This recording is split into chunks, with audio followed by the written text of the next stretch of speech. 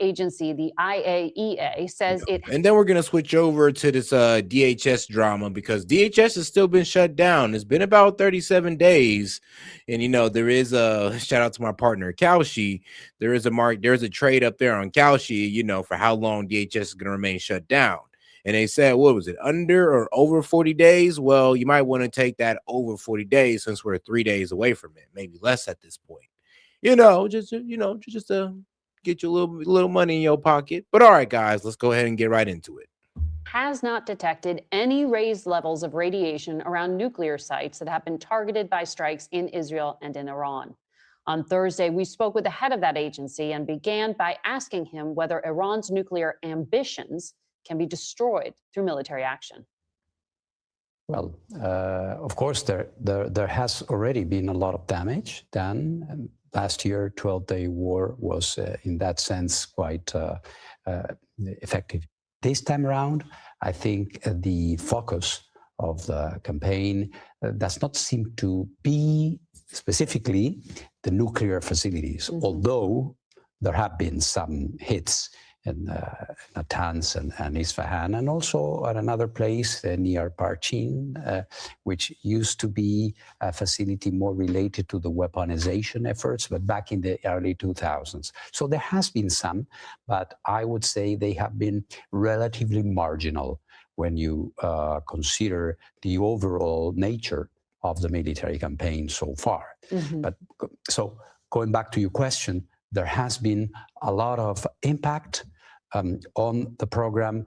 One cannot deny that this has really rolled back the program considerably.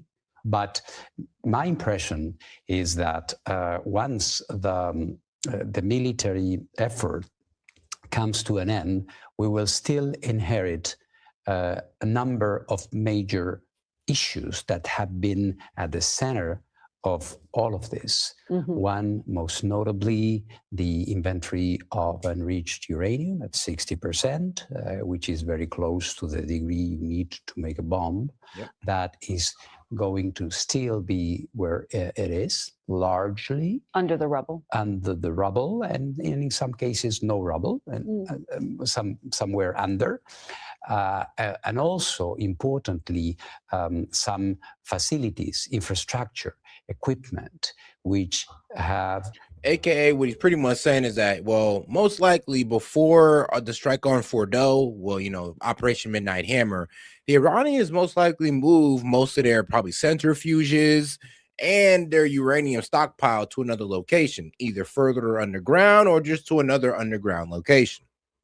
And what he's pretty much saying is that, well, like I said, I've said this before as well, the only way to really get a hand on it or to get a grasp and make sure we can water it down or secure it is to put boots on the ground. We're going to need boots on the ground to secure these locations that are going to be guarded. Like, yes, to secure their nuclear plants, to secure their stockpile, their enriched uranium, we will need boots on the ground. We can't do that from the air. And that's just a fact right there. Most probably survived some of the attacks.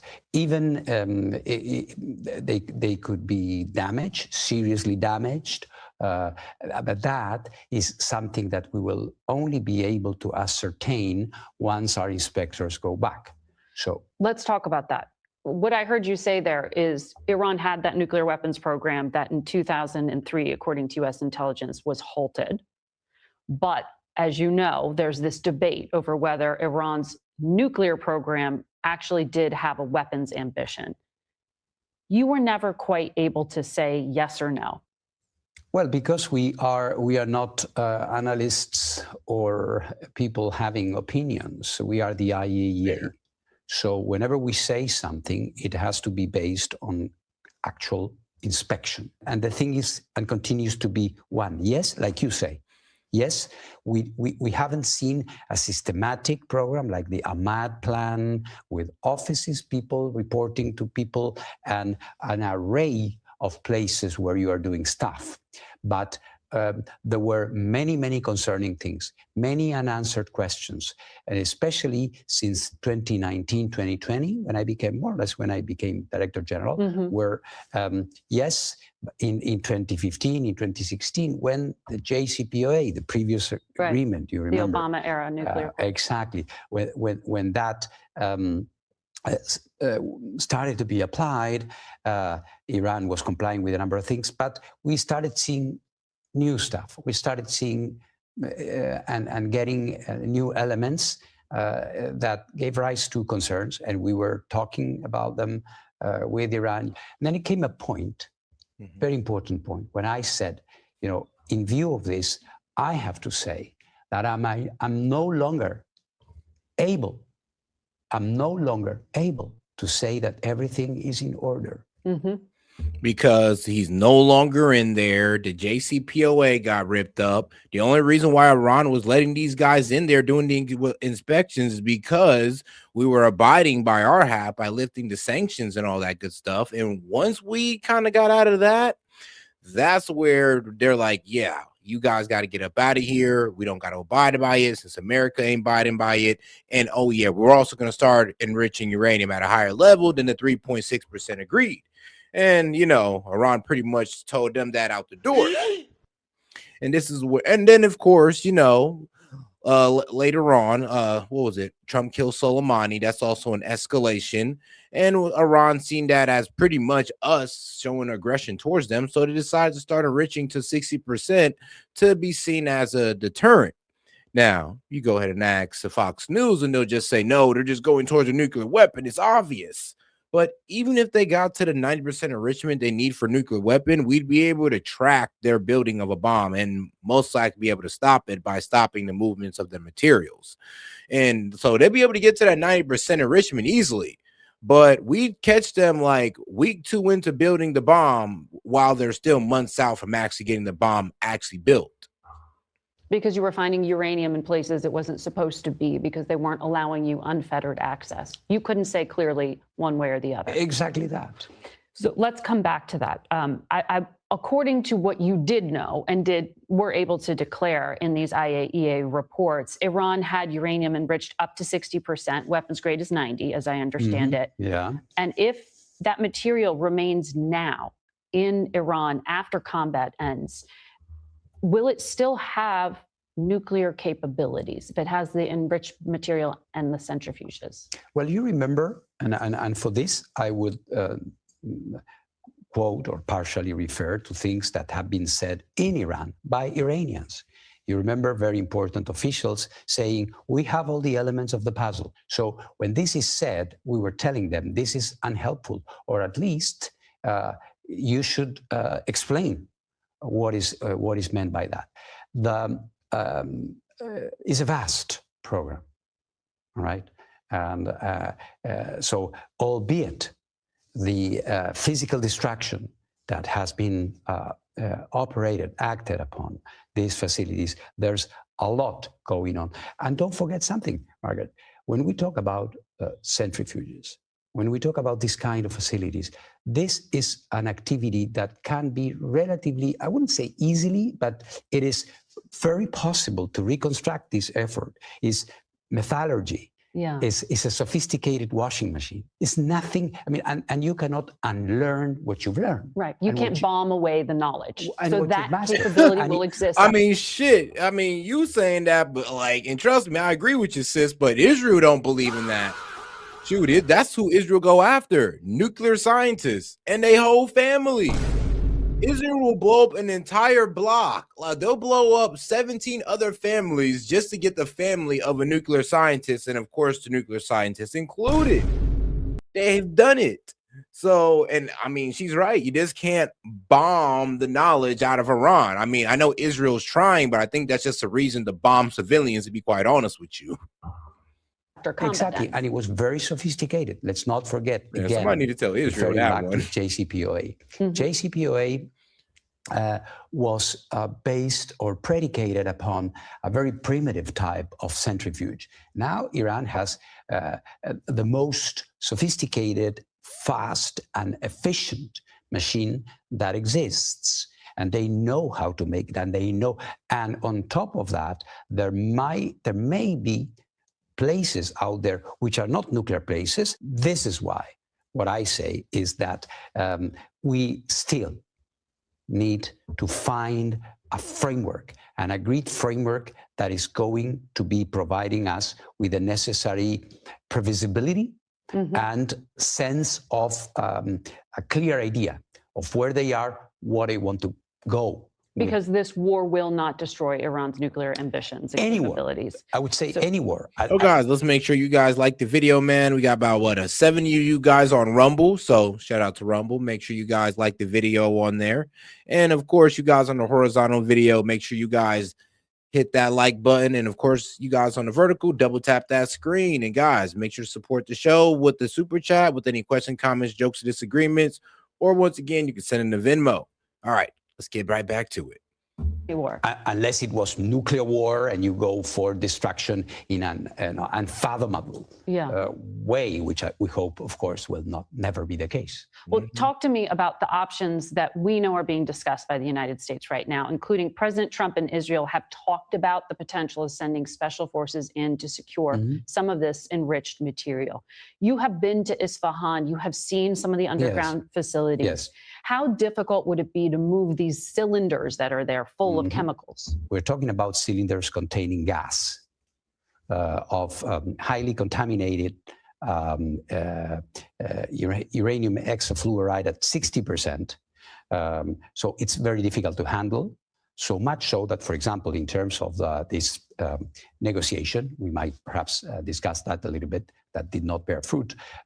One of the things that we were discussing was downblending it because of its difficulty in terms of handling in the scenario, for example, of a ship out of the material, exfiltrating the material. So it is very difficult. Then, of course, I guess there will be a number of decoys, a number of distracting cylinders, materials over there, which would make it very difficult. I'm not saying it's impossible. I know that here there are incredible military capacities to do that, but it would be a very challenging operation for sure. For military operation to be carried out. Let me just ask you about one other thing. You said about half the nuclear material was around Isfahan. But it's a little bit more. There is, but the majority of the material is there. And this is not a secret because I've seen a lot of hype about it. This has been in our reports. The vast majority is there. There is some in Natanz as well, and some other parts. There's focus on these other undeclared facilities President Trump has brought up. There's a facility called Pickaxe Mountain, for example, that comes up. Are you concerned about those other things? We should visit those. They were not operational, so this is why we hadn't. You may remember that on the eve of the June 2025 campaign, Iran announced that they had a new enrichment facility in Isfahan. Yes. On that same day, I issued a request for an urgent inspection, which was granted, and the inspectors were there in the morning, late night when the attacks happened. So we never got to see the place. We will have to go there eventually. Final thought here. Do you think President Trump supports what I heard you say, which is that a military campaign cannot destroy Iran's nuclear program, and that the only way to understand what they're really doing is to be on the ground inspecting it? Basically, get them into a stricter version of the JCPOA, stricter version of what Obama had them under. And I mean, bro, Trump could do that. That could still be a win because it's a stricter version. They gotta probably only be able to do this much enrichment, and we're gonna have inspectors on the ground. And I'm be real with you. I guess if this whole thing is about taking care of their nuclear capabilities, then that should have been the first thing we were trying to do. And that's what Iran was trying to do as well. But obviously we were using duplicitous trade tactics, like moving the goalposts and talking about ballistic missiles and proxies. when I guess this is only, well, honestly, this is only supposed to be about their nuclear capabilities.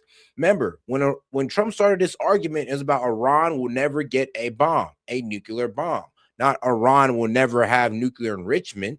Like, let's not play dumb here. And that can't be done by the United States military fully either. Well, I think, I don't know whether he would endorse this or not, but he has said also that, of course, diplomacy is the preferred option. I think that is encouraging. And we have had a very constructive conversation in the past and now. Have you spoken to him? Not to the president, Okay. no, I haven't had the honor. But I was talking to people that I had been talking in the past, and we continue this effort. I think the essence of this is that in the bleakest hour, we should never lose hope. You can see our extended conversations on our website. But all right, so you pretty much see what's going on. And it's kind of funny how people say the IAEA, people, well, they're the ones who said Iran violated their. No, the IAEA never said Iran violated anything, actually. And you've seen the director right here pretty much saying, look, like under the JCPOA, we had all eyes on deck. I mean, and like we figured out they told us they was building a new facility. We asked to see it. They let us see it.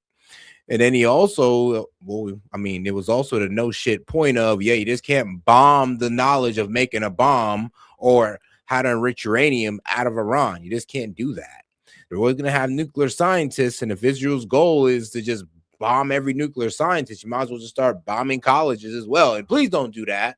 Please don't. And the reason, I don't know, but I feel like sometimes you got to say that because Israel might actually see that as a plan. But this goes to show that, yes, Iran has actually did abide by everything that the IAEA wanted them to do. And there were no duplicitous tactics used. The only duplicitous tactics being used in this situation was our negotiation tactics. On our YouTube channel. But